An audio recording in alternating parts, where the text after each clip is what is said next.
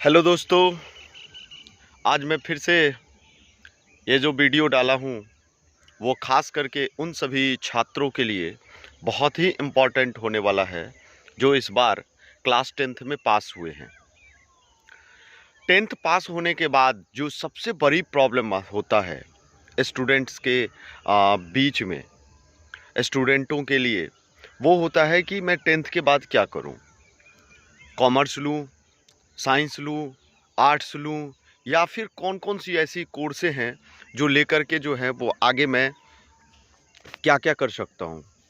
बहुत सारे स्टूडेंट अगर बात किया जाए तो एक जनरल कोर्स होता है, ठीक है, और दूसरा होता है आपको प्रोफेशनल कोर्स, और तीसरा एक होता है शॉर्ट टर्म कोर्स। तो तीनों चीज़ों के बारे में मैं आपको पहले बता देता हूँ। सबसे पहला है जनरल कोर्स। अगर मैं जनरल कोर्स की अगर बातें करूं तो उसमें आता है आपको साइंस, कॉमर्स और आर्ट्स। और अगर प्रोफेशनल कोर्स के बारे में अगर बात करूं तो 10th के बाद आप प्रोफेशनल कोर्स भी कर सकते हैं।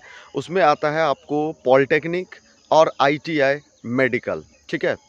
तो ये तीन चीज़ें यहाँ पे आप कर सकते हो। और शॉर्ट टर्म भी कोर्से होता है बहुत सारे जो 1 साल का होता है, तो वो भी आप कर सकते हो। तो मैं बारी बारी से एक एक चीज़ के बारे में आपको डिफ़ाइन कर देता हूँ। सबसे पहले मैं लेता हूँ साइंस का। तो साइंस क्या होता है कि उसमें 2 भाग हैं साइंस के, एक मेडिकल और दूसरा है नॉन मेडिकल। तो मेडिकल में आपको जो पढ़ना पड़ेगा, मतलब मेडिकल में जो है वो आपको जो पढ़ना पड़ेगा वो पढ़ना पड़ेगा पीसीबी। पीसीबी का अर्थ है फिजिक्स, केमिस्ट्री और बायोलॉजी, ठीक है। और आपको अगर नॉन मेडिकल की अगर बात करें, जो इंजीनियरिंग करना चाहते हैं जो छात्र, तो वो लेते हैं मैथमेटिक्स, ठीक है। तो पीसीएम है वो।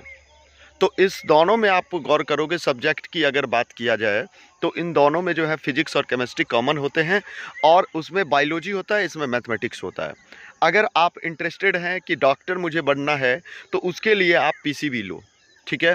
अगर आप चाहते हो कि मुझे जो है वो इंजीनियर बनना है, तो फिर आप उसके लिए पीसीएम लो। 12th के बाद आप आईएससी करने के बाद भी आपके पास बहुत सारे अब जो है वो अवसर होता है कि बहुत सारे फील्ड में आप जा सकते हो।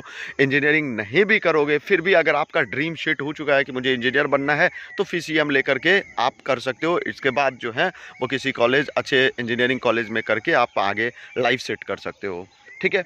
तो ये तो रहा बात साइंस वालों के लिए, जनरल कोर्स की बातें। दूसरी बातें होता है कॉमर्स। कॉमर्स वाले फील्ड के जो व्यक्ति होते हैं, सबसे पहले मैं बताऊंगा आपको कि उसके लिए अवसर क्या क्या है, क्या क्या अपॉर्चुनिटी है।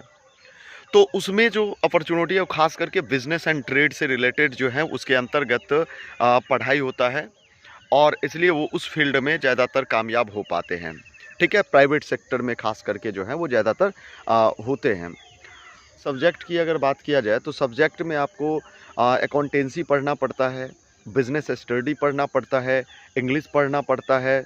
तो सब्जेक्ट के तौर पर इंग्लिश पढ़ना पड़ता है, इंग्लिश की वैसे ज़रूरी है हर एक स्ट्रीम में। और उसके अलावा इकोनॉमिक्स आपको पढ़ना पड़ेगा, मैथमेटिक्स पढ़ना पड़ेगा। तो ये सारे विषय पढ़ के आपको जो है वो आगे आप बिजनेस एंड ट्रेड में और उसके एक्सपर्ट बन सकते हैं, ठीक है।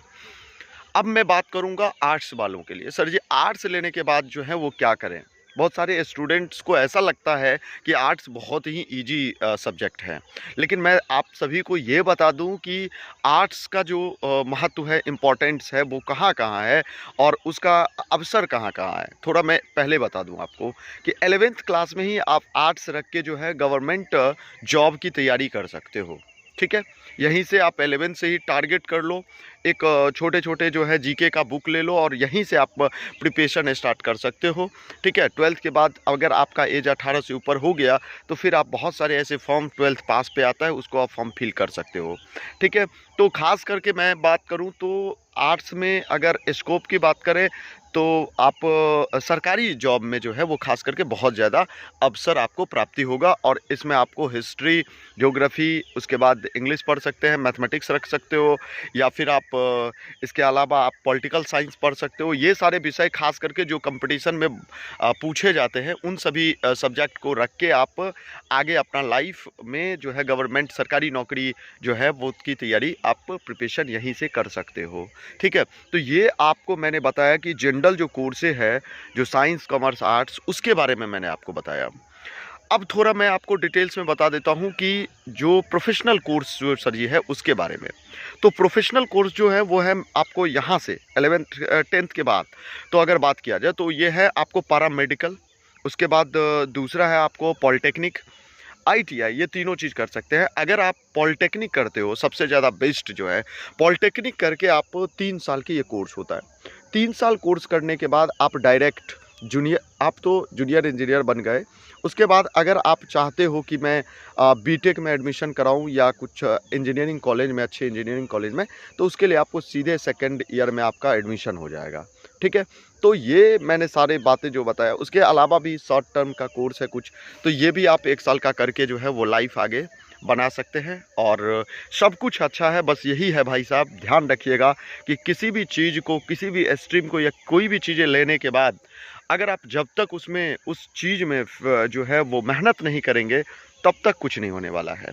इस वजह से मैं यही कहूँगा कि जो भी चीज़ लीजिए, आर्ट्स लीजिए, कॉमर्स लीजिए या फिर साइंस लीजिए, लेकर के उस पर मेहनत, जिस चीज़ के लिए, जिस गोल के लिए आपने रखा है, उस गोल के लिए यहीं से। अब बीच में आपको बहुत सारे सलाहकार मिल जाएंगे, ठीक है, जो 10th 12th पास करेंगे और वो आपके बहुत सारे सलाहकार मिल जाएंगे। तो इन सब चीज़ों को थोड़ा साइड करिए, गुरु एक को बनाइएगा जो उस फील्ड में होंगे। ठीक है, जो अगर आपने इंजीनियरिंग किया है तो अगर आपको आईटी जो उसका एडवांस होता है उस तक निकालना है, तो उस तरह के स्टूडेंट से आप संपर्क रखिए।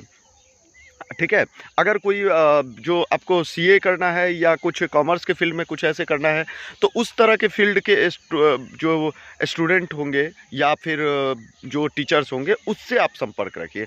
अब वो गोल आप एक फिट कीजिए, पॉइंट बी और पॉइंट ए खुद को मानिए और वहाँ तक जाइए। ठीक है, गुरु एक को मानिए उनको, और उनको आपको पकड़ना है। ठीक है, इसी तरह से आपको जो है वो कामयाबी मिल भी सकता है। बीच में अगर आप फालतू के एडवाइस में फंसे रहेंगे तो फिर तो गड़बड़ है।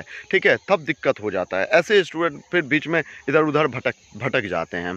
ठीक है, तो चलिए, आपको कैसा लगा मेरा वीडियो, कैसा लगा मेरा सलाह, तो वो ज़रूर आप कमेंट में बताइएगा। धन्यवाद। जय हिंद, जय भारत।